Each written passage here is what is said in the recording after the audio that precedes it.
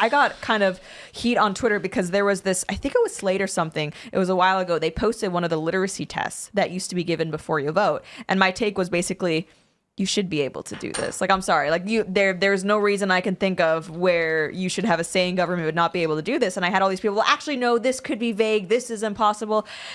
I'll just say it. I'm not against a literacy test to be able to vote. I feel like if you're deciding, if you have any say in government, you should be able to read. Yeah. So I think the issue with the literacy tests was that they were intentionally confusing, trick questions. Yeah. So I pulled it up. This test to be given to anyone who cannot prove a fifth grade education. So if you can't prove a fifth grade education, that's extremely easy to do for basically everybody. Draw a line around the number or letter of this sentence. I'm assuming the one, right? Yeah. Draw a line under the last word in this line, which would be line. Cross out the longest word in this line, which would be longest. Draw a line around the shortest word in this line. I'm assuming that would be A. You seem kind of fun. It's like, yeah, I know, right? It's like, can they get you? But yeah, the issue was sometimes, at least according to what people were saying online, I don't know if this was true or not, there was no official answer key. It was based on whatever the person grading it felt like. Circle. I can already see Kamala Harris not passing. I know. Look at number 5. Circle the first letter of the alphabet in this line. So that's the A in alphabet, right? Or did I?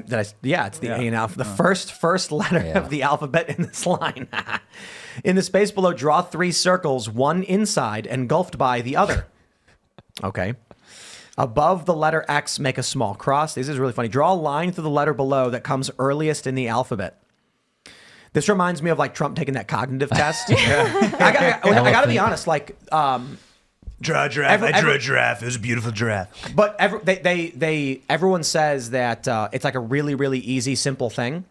But I will say, and I've got a good memory, they do a thing early in the test where they'll be like, giraffe, airplane, car, pencil. Repeat those after me. You do. And then 20 minutes later, they go, what were the 4 words I said at the beginning of this test? And you're like, oh, wow. Giraffe, airplane, pencil. What did I say? And you have to get 4 out of 4, or can you do, like, because I know... Well, you don't fail if you miss one, but it's like, that's actually, like, wow. If you are told, remember these words, don't forget, you will. But they don't do that. They say the words, and then later on say, okay, now what were those words again? And if you didn't know you needed to know them, you might just be like, I don't care about that. I'm really bad with that. Anytime there's a movie and like there's someone on a phone call and they're rattling off important information, I'm always thinking, if that were me, I would be so dead because I would not remember. I would not have been paying attention. I would have forgotten immediately. Like, this should be an email. Yeah, basically, like, write this down, send a text. It's wild to me that there's a consistent effort from Democrats to make it easier and easier and easier to vote. Because, like, it shouldn't be ezy to vote. Well, I saw there's a TikTok that's going around where there's this leftist saying he believes that even felons who are currently in prison, so like no one reformed, but currently serving in prison, you should be able to vote. And the reason why he said that is because having it be the case where you cannot vote if you're in prison disproportionately affects people of color, and therefore that's unjust. It's racist. And it's like, but that's the mentality that they have. It's the outcome that matters, and anything that leads to an unequal outcome is not good. So they are for equality of outcomes at all costs, even if it means you have people who are currently in prison being able to decide things that might affect like penalties for criminals. Mm-hmm. There was a similar lawsuit in North Carolina because they were basically challenging the rules regarding felons getting their voting rights restored. Different states have slightly different policies, but for the most part, you have to be out of jail, and then for some states you have to complete your probation. Sometimes you have to like pay off the fines or whatever. And 2 of the organizations that sort of work on this with formerly incarcerated people were like, you're making us spend too much money doing this. Like, people don't get it and don't know about it, and so therefore you should just get rid of it. And I was like, I don't think that's the point here. I loved question number 20 on the literacy test. Spell backwards, forwards. Why just spell the word? I love it. That's just backwards. Was it? Backwards. You literally just spelled the word backwards. Yeah. Because forwards is unnecessary in that sentence. Yeah, I definitely want to see Kamala take this. People were tripped up by the comma. So spell backwards, forwards. Some people are like, oh, you're actually supposed to spell forwards backwards. But if you look at where the comma placement is, that doesn't make sense, right? If you were to like switch out the words that they're asking you to spell.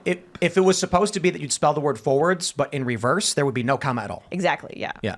But nowadays we'd probably put quotations around what you're supposed Exactly. to for clarity. So I But- agree, it's not the clearest, but it is still. Question correct. 15. They have quotations around the word they want you to spell. In the space below, write the word noise backwards and place a dot over what would be its second letter should it have been written forward.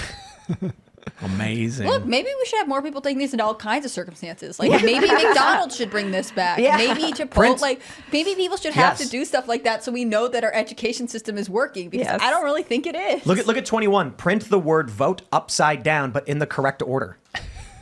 That's hilarious. It's basically, I mean, I don't have a problem with tests like this. Even if we say, okay, this is too ambiguous, let's make it less ambiguous. Fine. I don't think the goal should be to trick people, but if it's to ascertain, are you literate? Do you have at least a certain level of like comprehension of what's going on? I don't think that's a bad thing.